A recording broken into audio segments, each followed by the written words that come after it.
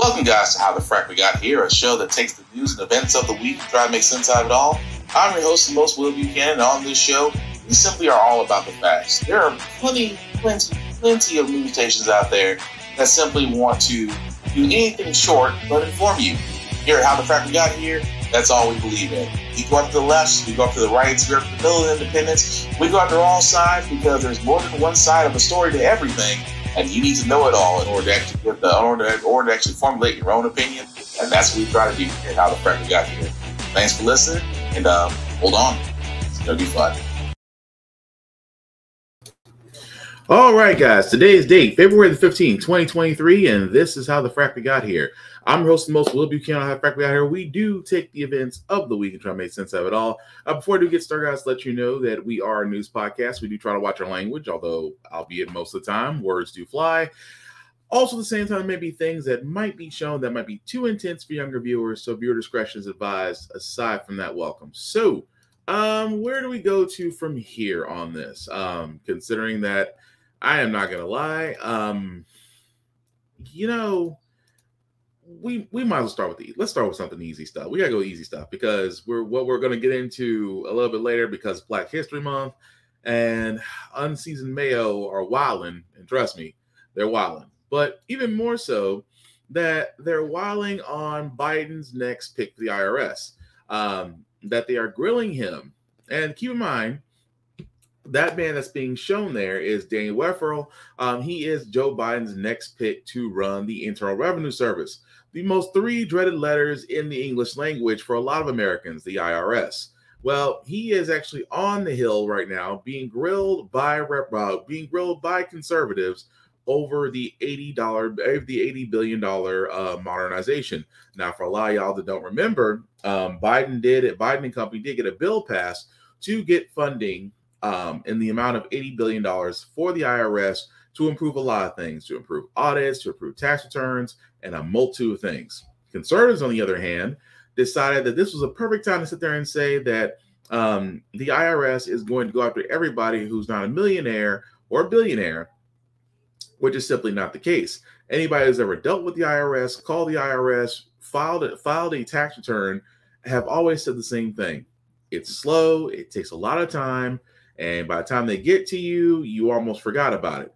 Well, here's the problem with that. The fear that the conservatives are pushing forward is just paranoia. The whole idea, we as Americans keep complaining that the IRS is slow. You call them, you're on hold times for at least an hour. You're hard enough to get a person. You're getting directed to a website or one of those chat AI bots.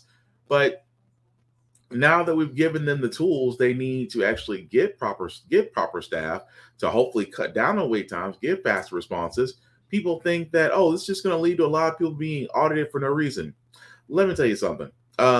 There is a reason why millionaires and billionaires don't complain about taxes.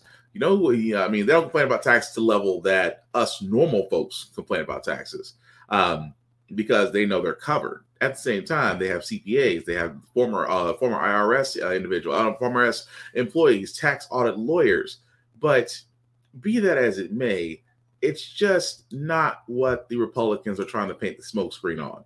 That literally the $80 billion is going to help the IRS. And the funny part is, imagine if they did the same thing toward the U.S. Postal Service, if they did it toward the Department of Education, if they did it toward Health and Human Services and injected much needed money into those areas. Would those services improve? By a freaking mile. Will Republicans still complain? Absolutely. But as I said before, previously on this podcast, I have said before, what is going to wind up happening is that now that Republicans run the House, they are going to run a bunch of BS investigations that do not help the American people at all. Don't believe me? Wait for the one for Hunter Biden's laptop to show up and then get the popcorn. That's going to be funny. Now we got that part of the way. Now we have to talk about this. It's Black History Month. And of course, it's not just a month for us. It's Black 365 for a lot of us. So even though we did get the shortest month out of the year, I personally think that's kind of a F you to African Americans, but I digress. That being said, you would think for one month, albeit 28 days, for 28 days, you would think that we could not have any issues with white people white peopling. I was wrong. I was so very, very, very wrong. Called, flabbergasted. There's no words. I'm like, is this even real? This is how a daycare in Miami celebrated Black History Month. A classroom full of 2-year-olds in blackface. Where are the checks and balances, right? So nothing like this happens. Good job. Courtney Politis, whose 1-year-old daughter attended the daycare but was not in this particular class, says she was horrified when another parent at the school shared these photos originally posted on the daycare's app. They have since been removed. I get a phone call from a close mom friend whose child also goes to this school. And she's like, oh my gosh, you won't believe what they've done in our child's class. Like, I'm sickened right now. I'm completely, there's no words. And I'm like, well, tell me. She's like, well, they painted all the children's face, blackface, and sent messages out saying Happy Black History Month. She reached out to daycare owner and director Patricia Vitale that same day. I'm immediately sending the screenshot over to her, and I let her know. I'm like, this is racist. Her response, I'm sorry, ? I don't understand. What are you saying? What is racist? Blackface. In our school, we don't use this word neither. We have this kind of mind. As a mother of 2 young biracial children, Politis says it's hard to protect them. I thought we would have more time before these sort of things or racism or microaggressions would have to be experienced by our children. Reached by CNN, Vitale declined to comment. But in a message sent to parents the day of the incident, Vitale wrote, "We have received a comment from one of our parents regarding the activity that was done in a teacher's class for the Black History Month. We have not intended to offend anyone, and we're very sorry about any inconvenience." The following Monday, Vitale sent another message about improving the training of daycare staff. Following the Black History Month incident, we wanted to let all the parents know that we met Friday afternoon with all the teachers and staff. We went over several ethical and multicultural education points. I will teach them a class covering all the necessary topics regarding U.S. history and multicultural education. You may rest assured this will never happen again. But that promise wasn't enough for Politis. She's pulled her 2 children out of 2 separate branches of the Studio Kids daycare and is looking for another childcare provider. Bottom line is we can't trust them with our children. And that's the thing that's most concerning to Courtney Politis, that she can't trust these administrators to take care of and educate her children. And she said, I understand that teachers have the freedom to create activities for the class, but there are so many other ways you could have celebrated Black History Month. Yeah, like actually having Black History Month, like actually teaching kids who are non-melanated and melanated children. You could have taught them historical figures. Dr. Daniel Hill Williams, Wilma Rudolph. I'm just throwing out 2. Mary McLeod Bethune-Cookman. You could have done Jesse. You could have done Jesse Owens. You could have done Dominique Dawes. You could have done anyone. You could have done so much more. But it amazes me that even though it's in Florida, which again I'm going to get to very soon, because a lot of people are going, it's Florida. The dictator / governor Ron DeSantis just cut AP African American Studies. Well, I get it. Trust me, I get it. Go with me on this. This is a daycare. Do you understand how easy it is in daycare to go over different things? And I have to ask this question: why is it only on Black History Month do we catch as hell? I mean, it doesn't happen during. Latinx Awareness Month. It doesn't have Latinx Heritage Month. It doesn't happen during there. It doesn't happen during LGBTQ plus month where we're celebrating that cultural aspect. It doesn't happen there. I can't think of a time where, especially, or even during Asian Heritage Month, anytime a ethnical culture is being celebrated, why is it that whenever it comes to us, that in that particular month, we have to get white people, I don't mean all white people, I mean the unseasoned mayo. Why do we have to get them to have a hold my beer contest in what they can and can't do in that month, as if they're trying to outdo somebody? as if they are trying to outdo someone. That's the crazy part. Even more so, where they say, "Oh, I'm going to teach the workers about multicultural." So you knew it was a problem, but figured, oh, because one parent said something, it's like, oh, well, we don't use the term blackface. Just because you don't use the word doesn't mean that it doesn't exist. Along with the stereotypes, along with the condescending tone that a lot of male people have when they're pointing out that, yeah, you just might be a little tone deaf or racist or nationalist or all the above. But I don't blame that woman, because again, your child is going to be exposed. Your child is going to be exposed to the world, and that's going to shape their view. And for children of color, it is going to be much, much harder, because you have individuals out there that are literally doing this kind of stuff or trying to whitewash history. And so you can only imagine that, and I speak from an area where a bunch of my friends, and even myself considering cosplaying, we said it all the time. Still said it on a recent podcast, actually, that, for non-people of color, it is completely okay to cosplay as Black characters. You want to cosplay as Luke Cage? Go for it. You want to cosplay as Misty Knight? Go for it. You want to cosplay as Storm? Go for it. We just got one thing to say. Don't do it in blackface. You don't see us going to go reach for some Martha White flour and powder our faces and say we're one of you. That would be stupid. Apply that to blackface. That's all I'm saying. But with the daycare being that tone deaf, I cannot blame the woman for that, just because of the simple fact of the matter. It just goes to show you that level of cultural sensitivity training is needed, should have been done, because you know why? That was daycare, right? That was daycare. Imagine if you saw this in a Catholic school where a bunch of white girls decided that they wanted to spray paint one girl black and say, "You're a Black girl now. You have privilege." Unfortunately, that's not a joke. That actually happened. Karen, thank you for that update. Turning now to the other headlines we're following right now at 5 o'clock. It circulated on social media quickly this morning. A racist video featuring students at a Catholic school in Philadelphia. NBC 10's Brian Sheehan joins us live with an update. Brian, walk us through this. Yeah, so the Archdiocese says it was made aware of the video yesterday. As of this afternoon, it's been viewed more than 500,000 times and caused outrage from organizations and the public. We shouldn't be seeing color in 2023. What's wrong with y'all? Community members and parents of children at St. Hubert's Catholic School for Girls are outraged after seeing a racist video circulating on social media featuring at least 3 students.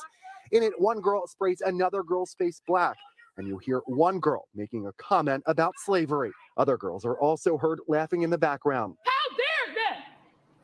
Something needs to be done today. Nicole Hines is one of about a dozen who protested outside the school this morning.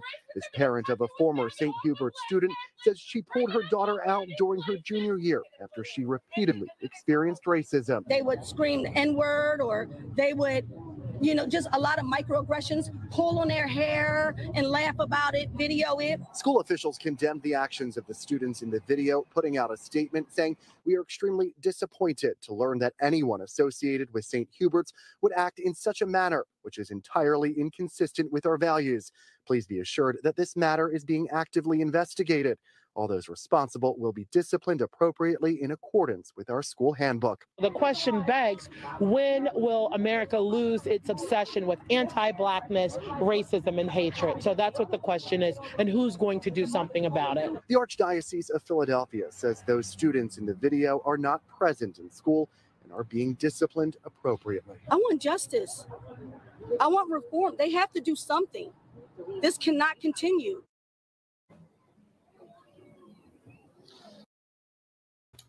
And she's right.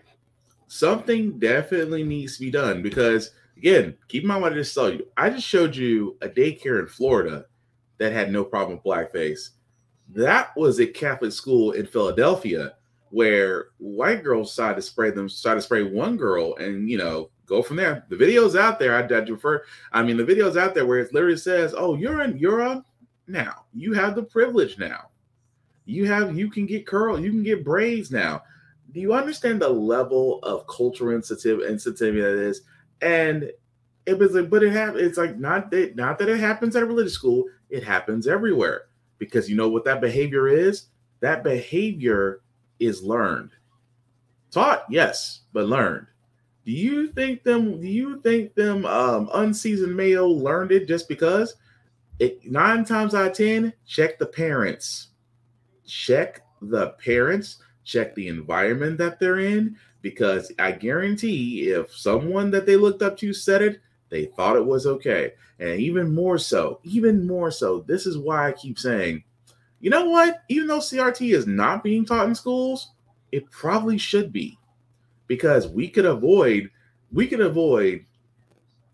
kids who are exposed to that, teenagers who are in school, thinking it's okay. And trust and believe, they keep on saying we're going to punish those kids in accordance with our school handbook. What does the handbook say on racism? That'd be my question. My question is, what does it say when a student does racist things, and how are they punished? Because I'm gonna tell you why.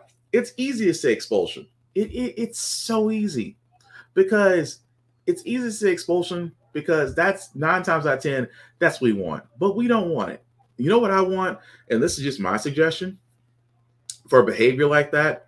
Put them with a group of their peers. And by peers, I mean black folks. Put them in with black folks. If they want to do blackface so bad, have them treated like black folks. Jane Elliott a long time ago did a study on that. Blue eyes and brown eyes. It's still on YouTube to this day. I recommend highly everybody to watch that, because she did a set experiment where a group of white kids got treated like black kids, and it broke them. I mean, tears, nose running, it broke them. That would be now for me, that would be a proper punishment for that stuff. Give them that type of experience. I guarantee they'll reform. Then they'll see what it is on the other side, because as Paul Moody once said, everybody wants to be one, but nobody wants to be one. That's just saying. Even more so, like I said before, not just high school, in college, because this was a story last year that we covered. Remember this college student that decided that she was, belligerent and was on a campus, and the poor RA, and I have to give her this sister all the respect in the world. Had it been me, I'd knock that out. Could you stop? No. Thank you. I'm the emotional. Who's I did not get paid enough for this. Exactly. Thank you.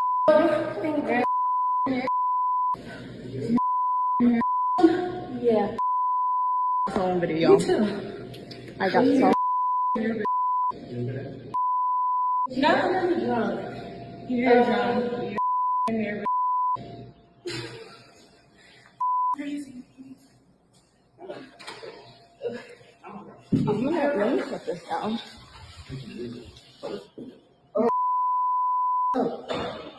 And you're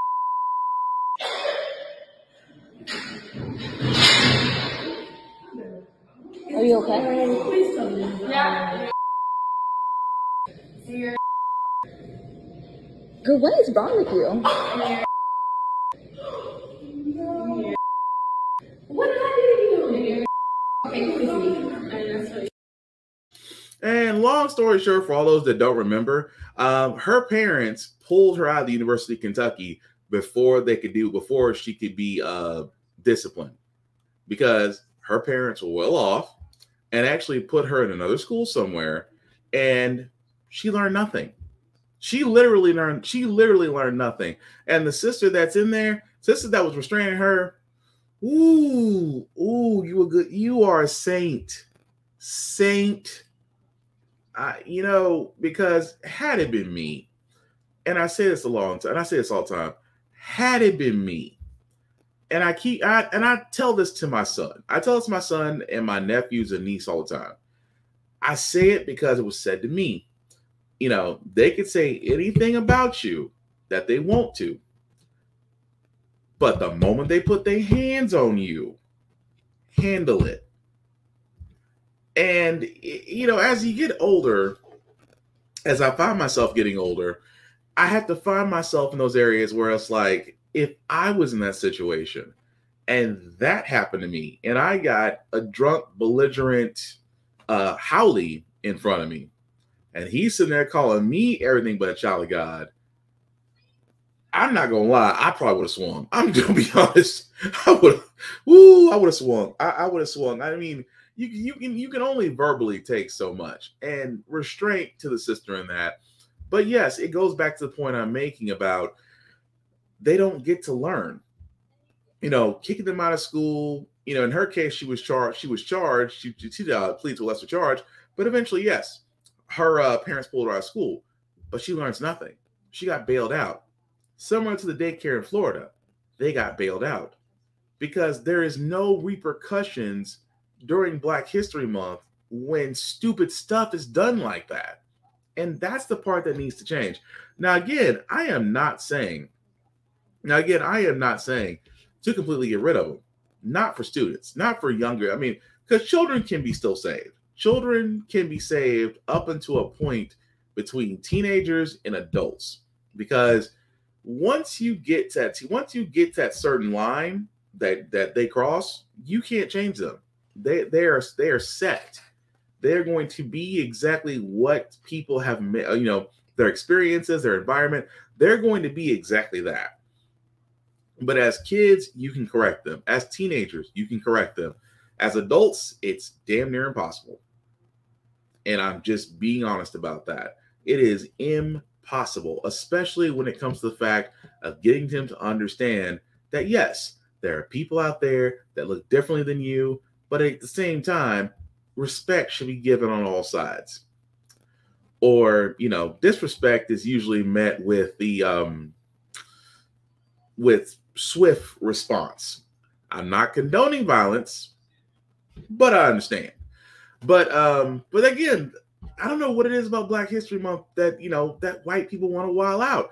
In this case, for a simple fact of the matter is, guys, students at a school in Alabama, right, are walking out. Now, I know walkouts are normal. You know, glad to see that students are protesting, especially for social justice things of that nature. And in this case, it is no different. And the reason why they're walking out kind of has to deal with Governor/Dictator Ron DeSantis and his attack on our African-American studies. Of Hillcrest High School today in protest. There you see this group here saying that their teachers were not teaching key parts of Black history. Our Brian Henry is joining us now live from Hillcrest to pick up the story from here. Brian. Well, Sarah, the students walked out of Hillcrest High School earlier today around 9:30. Now, the gathering eventually made its way to the street that you see behind me. As a group, the students felt they were not being heard when it came to sensitive matters such as learning about slavery and civil rights or anything related to Black history before the 1970s. Oh, I got eyes in the back of my head. The protest was passionate and energetic, but peaceful. So a lot of y'all may be asking, why walk out? Jemiah Brown led the walkout. Students were told to not include contact or civil rights in the Black History Month program. Students have been denied permission to use the bathroom during Discovery and Mr. Cycle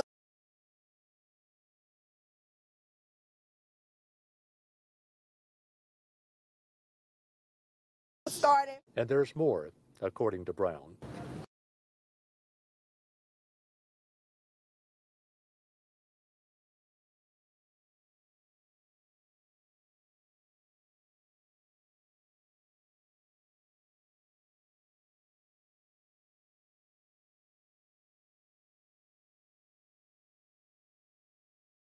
Students told that they look like hookers on the side of the road on a Saturday night. 10th grader Sierra Kelly said there was no way she'd miss this. We're all one community. There's nothing separate between us. We're all equal. To run against our... The protest grew large enough where a sheriff's deputy needed to block part of the road in front of the school. I feel that Lisa Young with the Tuscaloosa branch of the NAACP. We held a forum last Saturday and discovered that there was a culture here that was not conducive to educating. Students here say they want a meeting with the county school superintendent and members of the Tuscaloosa County School Board.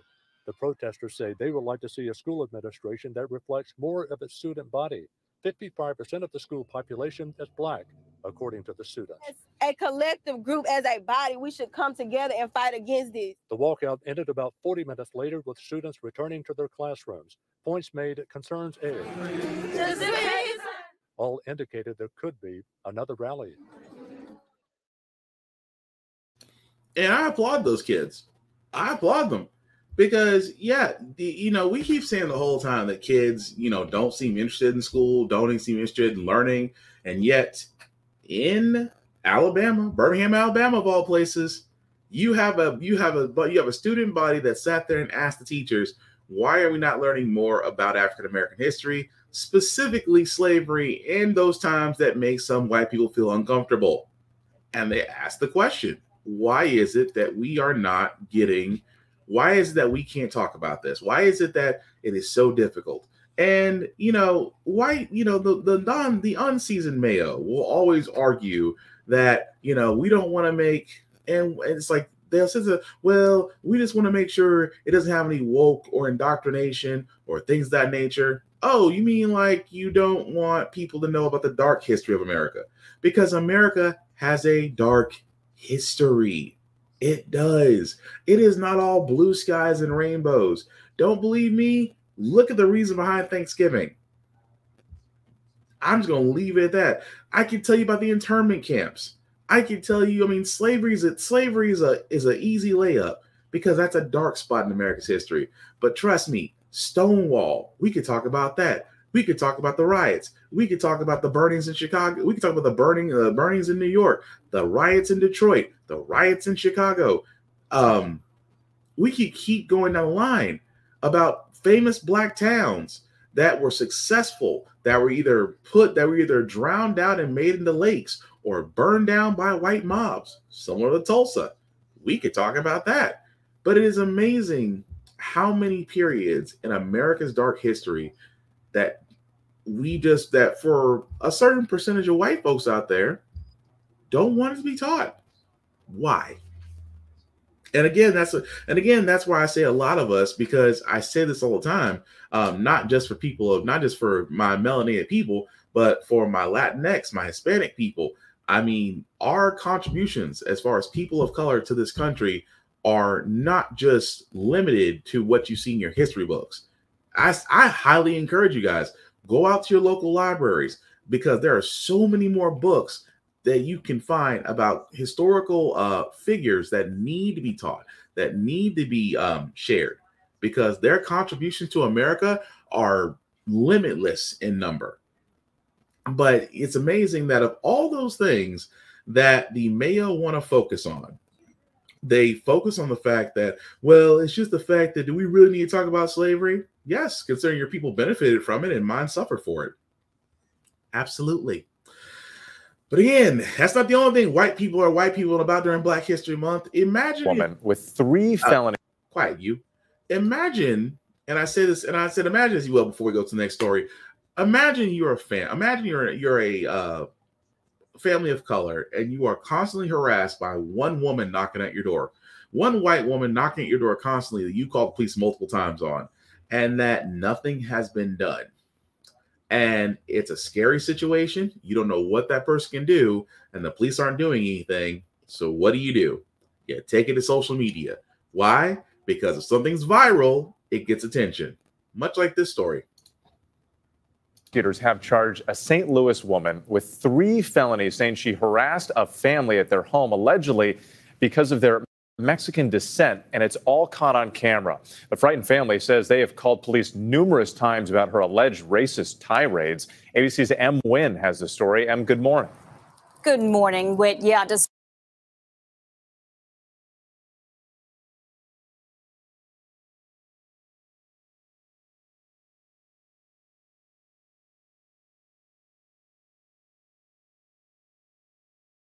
despite the woman now facing charges, the family tells us they're still scared. And now police are facing mounting questions as to why more hasn't been done to protect the family. This was what Fatima Suarez and her family saw outside their front door for more than a year. I'm coming back. You wait and see. Get out! It's my home.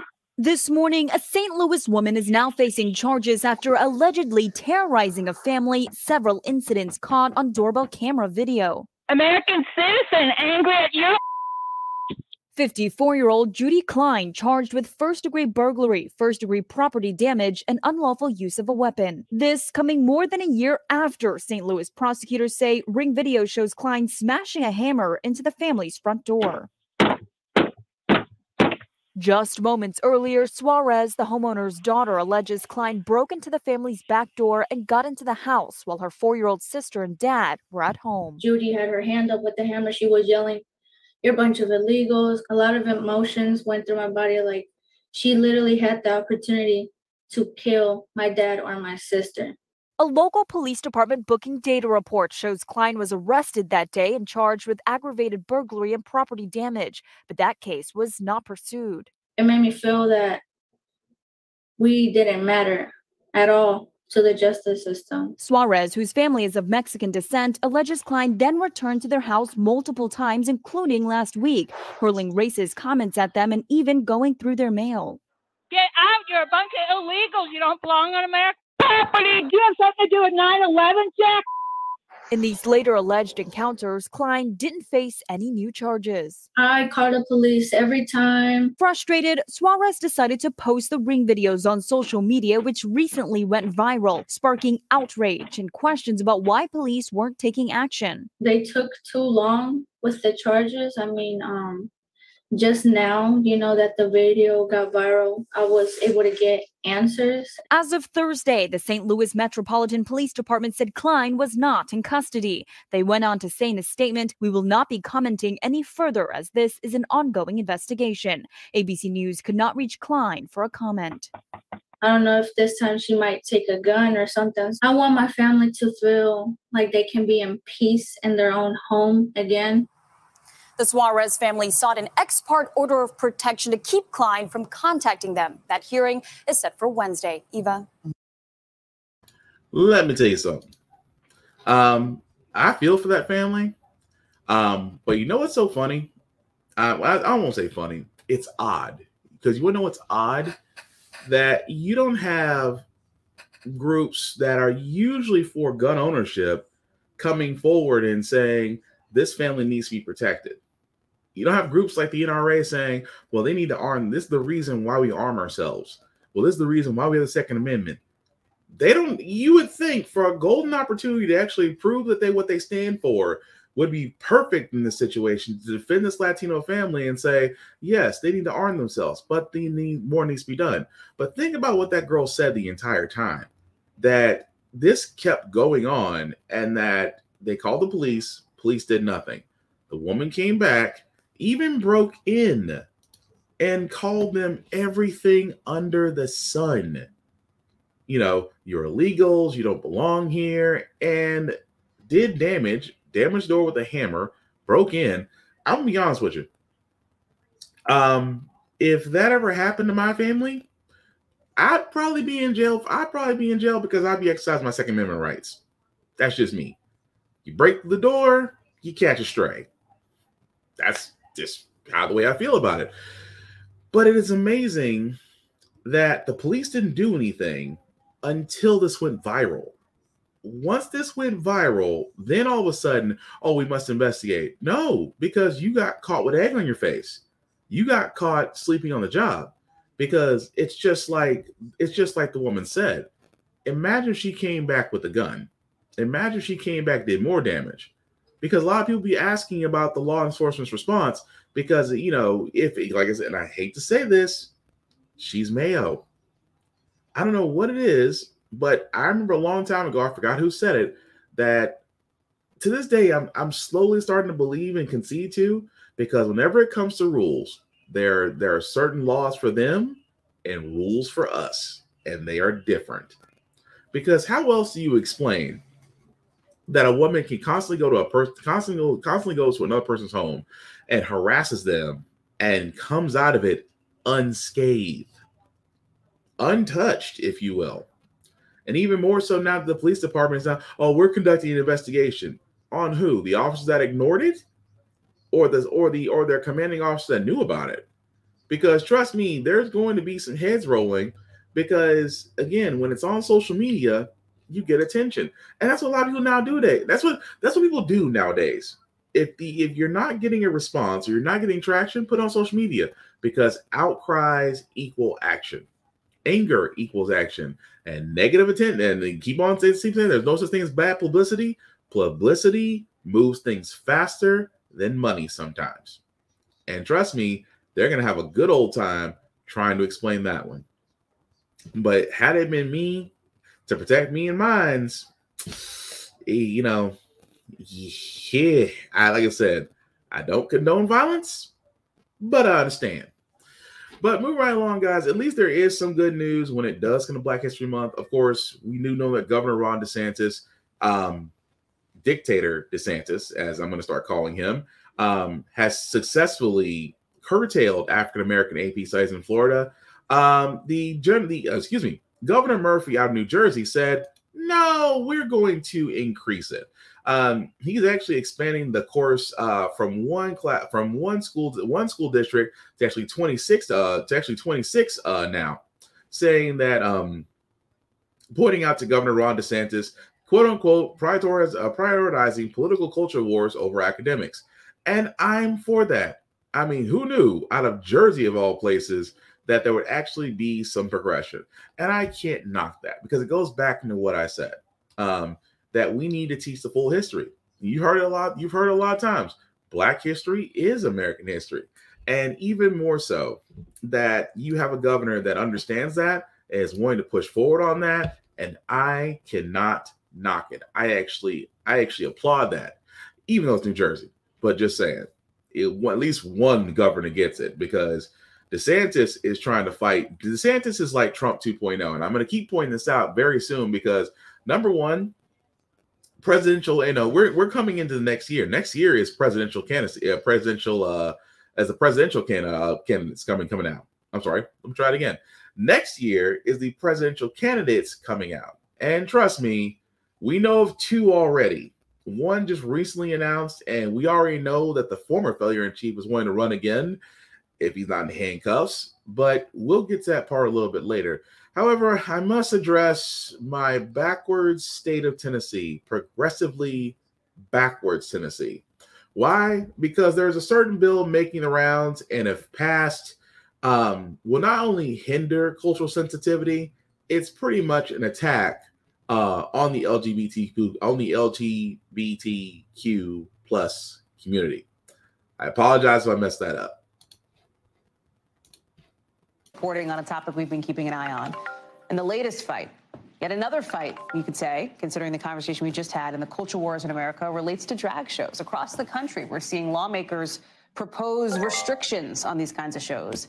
And at the same time, they're being targeted more and more often by far-right groups, these events. Just this year, at least 124 drag events faced anti-LGBTQ protests or significant threats, according to GLAAD, an advocacy group. And the LGBTQ plus community not backing down. NBC's Kathy Park takes us to Tennessee, where some are getting ready to fight back. Veronica Electronica's 21 and Up weekend brunch show is a staple of Nashville's drag scene. But today, the show stops for an announcement. They want to make drag performances illegal if it's in the public view. So right now, if that law passes, I would be committing a potential felony. Just letting you know. Tennessee Republican State Senate Majority Leader Jack Johnson introduced Senate Bill 3. The intent of the legislation is just to simply say that you cannot have sexually explicit entertainment, adult-themed entertainment, in a public venue where kids might be present. The LGBTQ plus community have come out saying, look, it targets our community. How do you respond to that? Well, I disagree. We're protecting kids and families and parents who want to be able to take their kids to public places. We're not attacking anyone or targeting anyone. I've heard references to this bill that it will ban drag shows. Well, no, it won't. It just says you can't do something that's sexually explicit. It won't prevent someone dressed in drag from being in a parade or being in public.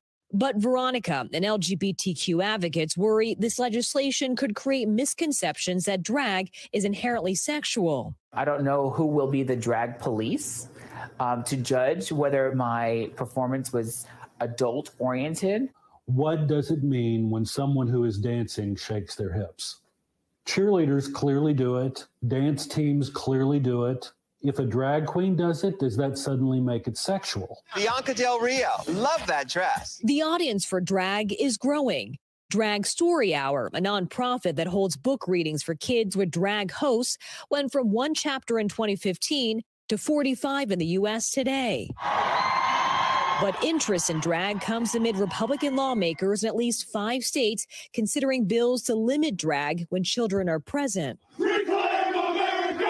Earlier this month, far-right groups, including the Proud Boys and some armed members, shut down an Ohio drag story time. Life, liberty, victory, or death!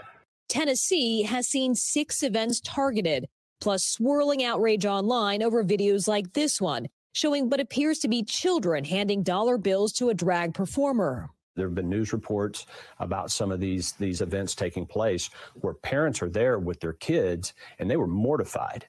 That's who reached out to me and some of my colleagues and led us to pursue this legislation. For Veronica, outrage like this shows a misunderstanding of drag culture. She says tipping is not sexual. We tip our servers, we tip our bartenders, we tip our hairstylists, and we tip our drag queens. It's just a gesture of appreciation. Senator Johnson plans to move quickly on the bill after the new year. As a parent, it's something that I worry about all the time, what my kids are being exposed to. Now Veronica and her fellow drag queens are ramping up for the political fight of their lives on and off the stage. Kathy Park And the crazy part about that is that was actually, that was a lot. So it was actually just December of last year. Now, it's unfortunately getting passed and it is being brought up in the Senate. And if it does pass, then yes, that does target drag queen shows.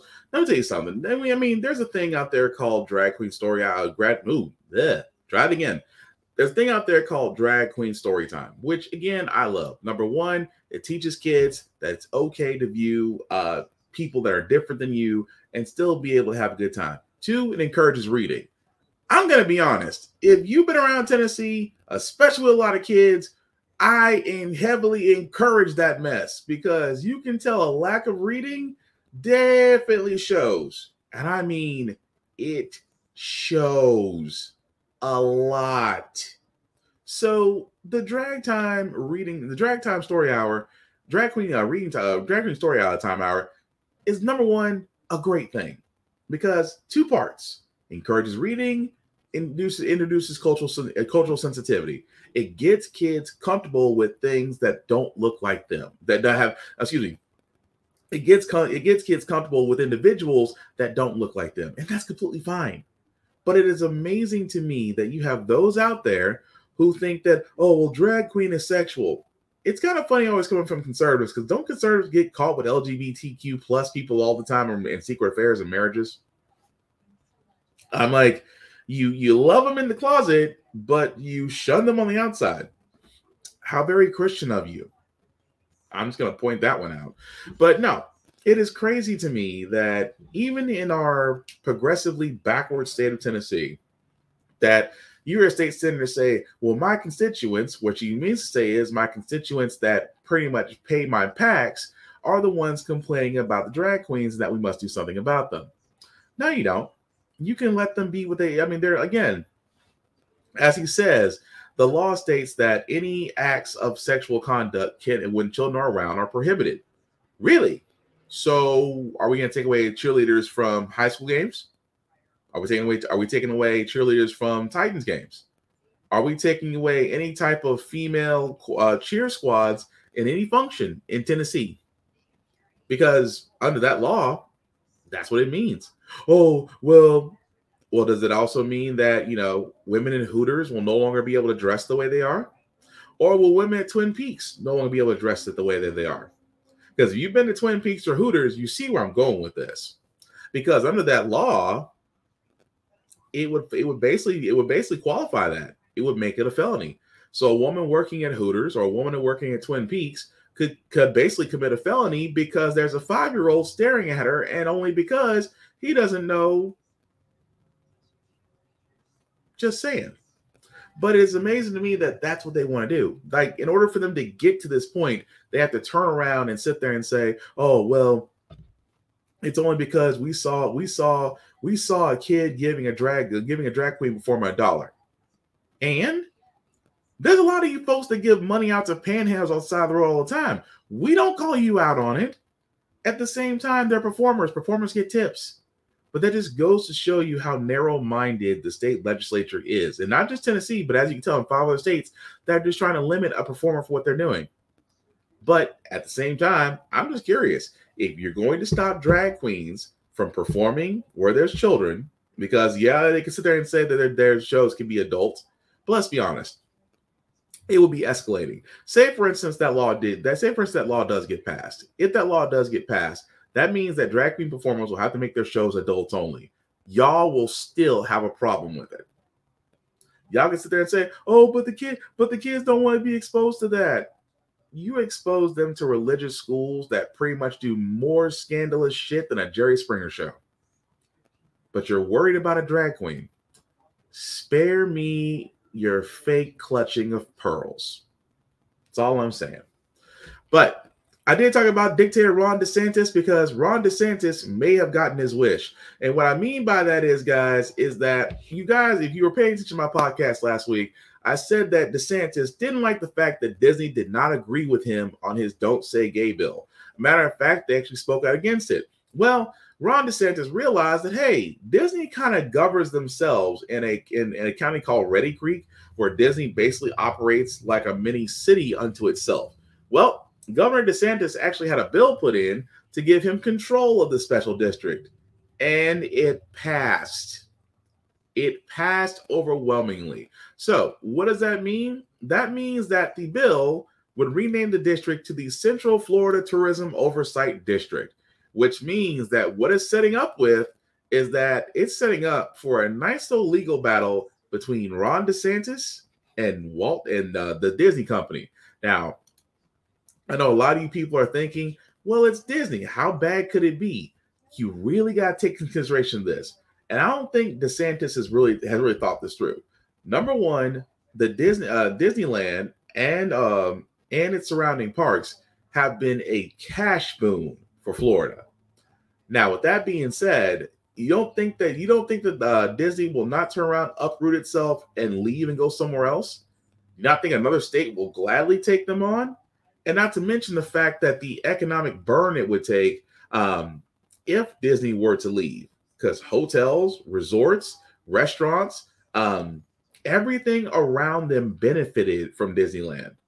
So you can only imagine if DeSantis still goes forward with this and tries to take on Disney, and Disney goes, fine, we'll leave Florida. Yeah, doesn't look good for your 2024 presidential bid, sir. That's all I'm saying.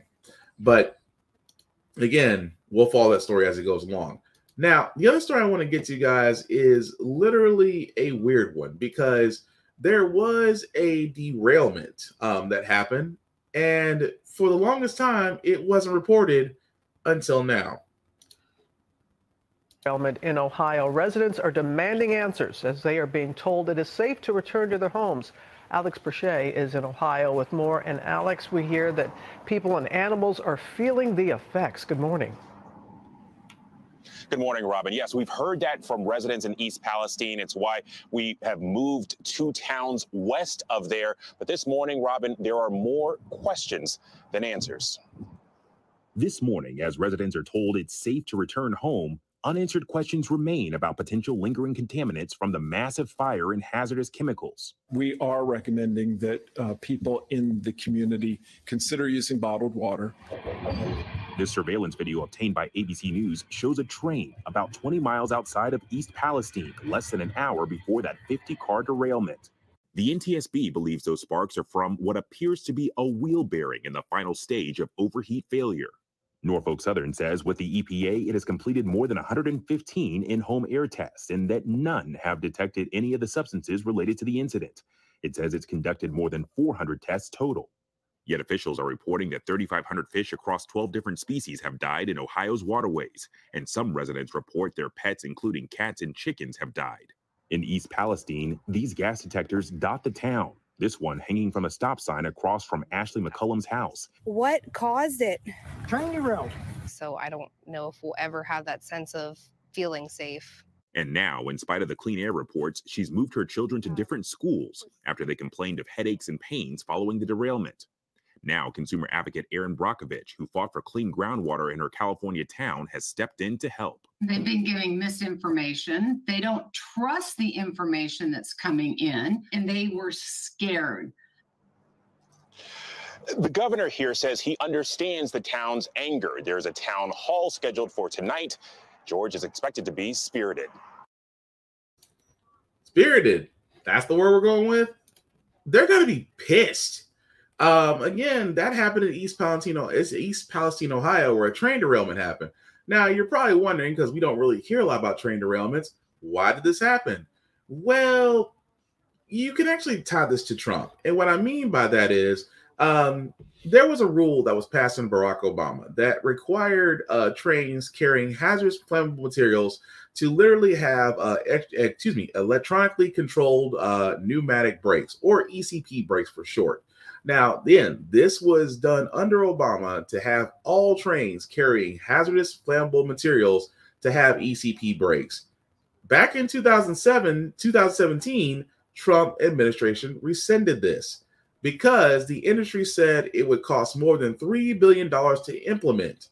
Of course, under Obama, it would be around $500 million. So it was actually asked by the National Transportation Safety Board that, hey, if the train that was derailed, if it said, quote unquote, would ECP brakes have reduced the severity of the accident? The representative said yes.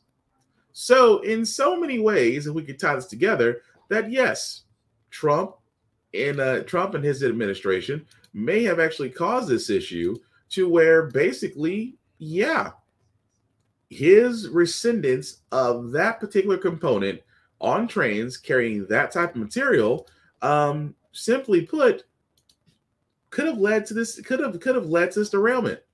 But again, it's amazing that it took so long for the story to get out, unless you were actually in East Palestine, Ohio, which I thought to myself was nuts. Truly, truly nuts. And at the same time, I get it. You don't want to cause widespread panic, but public needs to be informed, especially if they live in that town. I mean, similar to Missouri, similar to Jackson, Missouri, similar to the Flint, Michigan, it's the fact of the matter is you cannot keep something quiet when it affects millions. Why? Because more damage is done in silence than it is giving them a bunch of information. Because we've seen what happens when you give no information and misinformation spreads. But like I said, we will cover that town hall when that happens, because spirited ain't going to be the word. There are going to be a lot of ticked off people. But that being said, guys, there is another thing that I do want to talk about: law enforcement.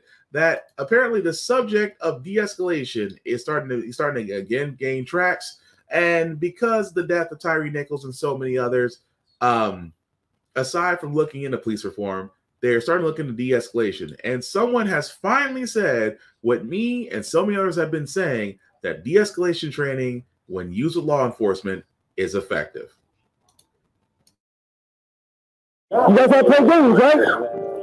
In January 2023, Americans started hearing reports of a familiar story.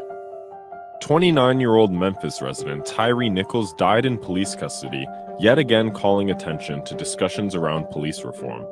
After reviewing video footage, the Memphis Police Department immediately fired 5 officers, all part of the MPD's Scorpion Unit, short for Street Crimes Operation to Restore Peace in Our Neighborhoods. But millions of U.S. citizens were left wondering why another traffic stop ended so tragically. According to a study from the Police Executive Research Forum, or PERF, some tragic outcomes result from aggressive policing tactics that permeate the culture at U.S. police academies. The culture of training somehow has gotten translated into barking orders and giving commands and sort of a military kind of thinking. It's not a problem-solving approach. It's not critical thinking.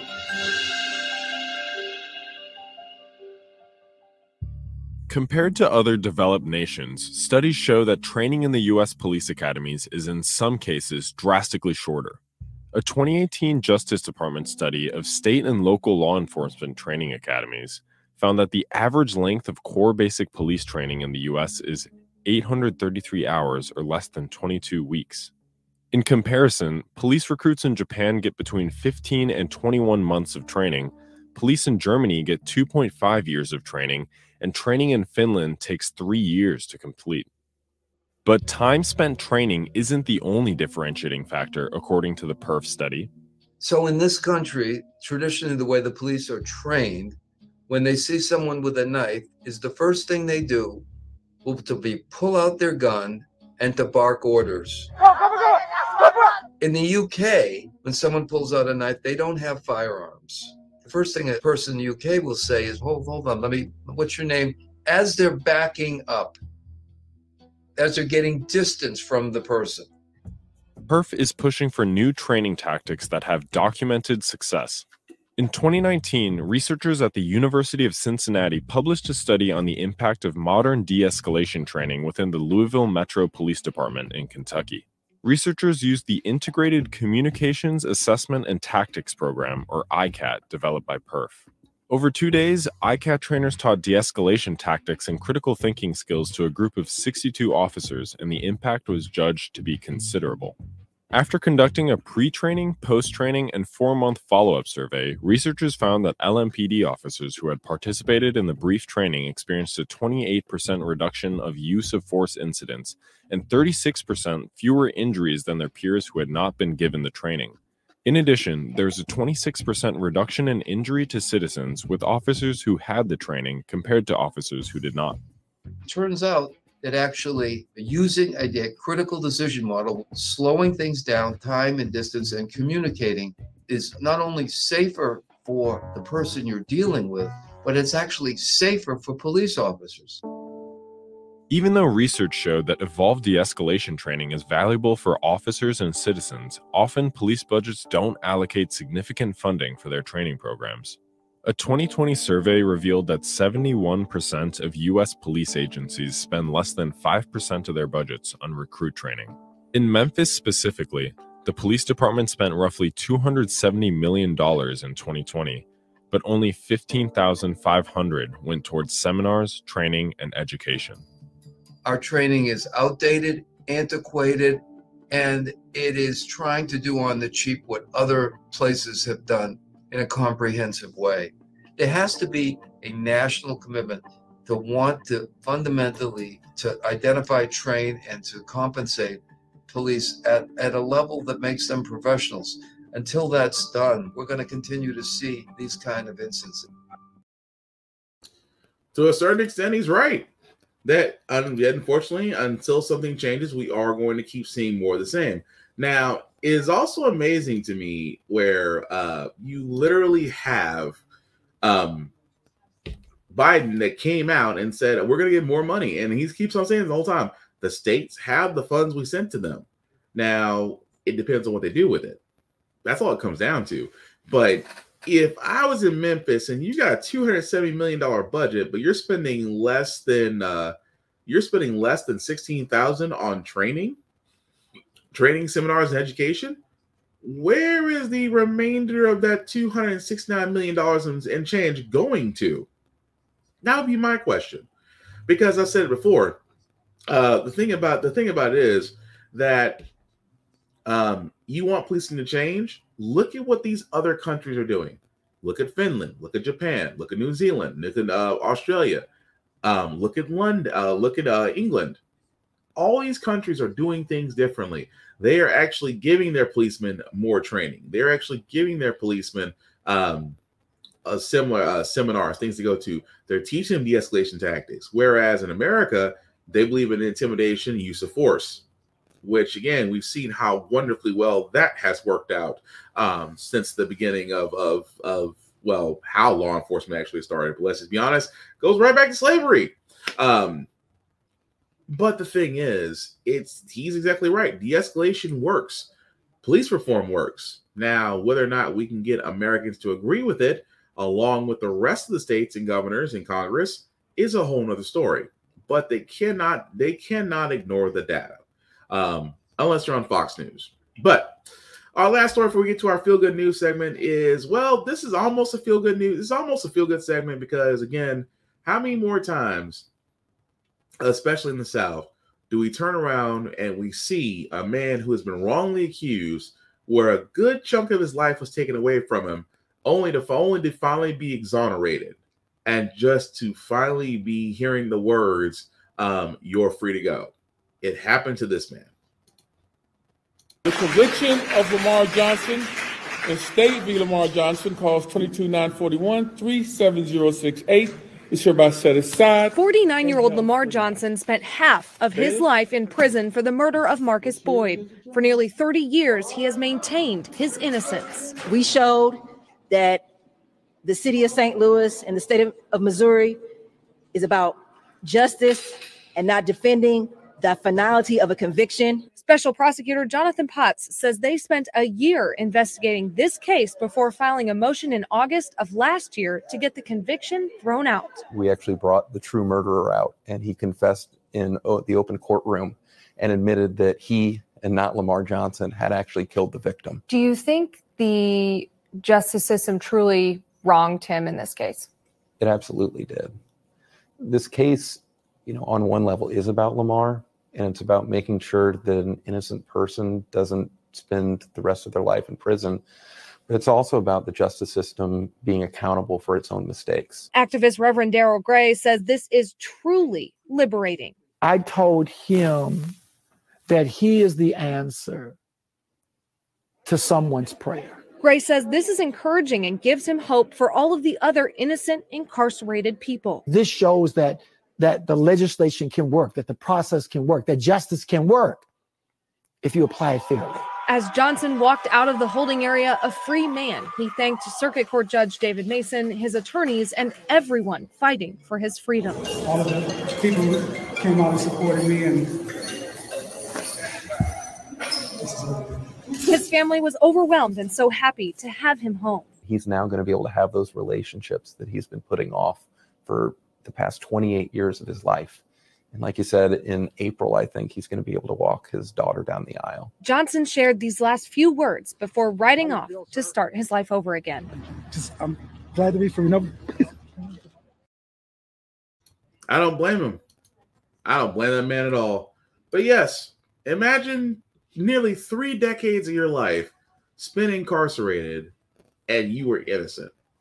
And the messed up part about that story with Mr. Lamar Johnson is that the prosecution still believes, and again, if you're wondering what state this is Missouri, that the state prosecutors at the time still believe that that they had the right person, that he should remain in jail.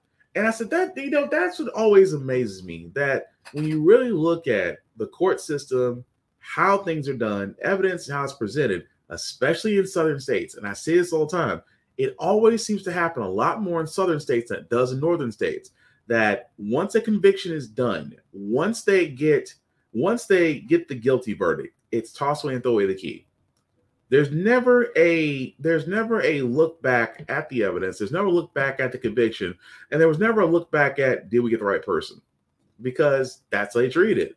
Because in southern states, prisons at the time weren't owned by corporations, but prisons were profitable, still are profitable, especially here in Tennessee.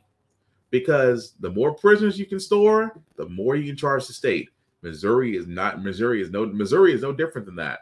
But again, imagine there are almost nearly 30 years of your life, 30 years of your life that you don't get back. And the whole entire time you're innocent. I'll be, and again, he may, and honestly, he may get reparations for it. He should get reparations for it, really and truly, just because of that, and which he will, depending on what the state considers. They usually charge a fee, things like some amount every day for you're incarcerated, but no amount of money will give you back nearly 30 years.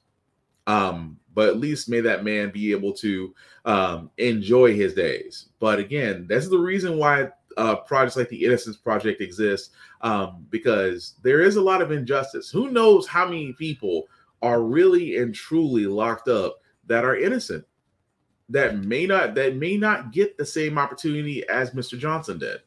And that alone is a scary thought. It even more so tells you that the justice system, I know a lot of people say the justice system is broken, that it can work. Here's the thing. Richard Pryor said it best. When you go downtown looking for justice, that's when you find just us.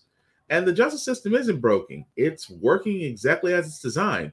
It wasn't meant for us. But that too can change. It can change when we're active in our communities. It can change when we get active in our local governments. It can change when we get involved in our state legislature. It can change. Not everything has to be done at the federal level is what I'm getting at. When you start local and move your way up, that's when you can change things out. And that's what I would tell people to focus on. That's why I always tell people, get active in your communities, get active where you are, because you can change that part. Then you can move on forward. It's not always a presidential seat, as we've seen, because you can be the president all you want to, but if you got two bodies of government that are unwilling to work with you, then all you're going to have is a whole bunch of angry male people staring you at the face. Ask President Obama. He did it for 8 years.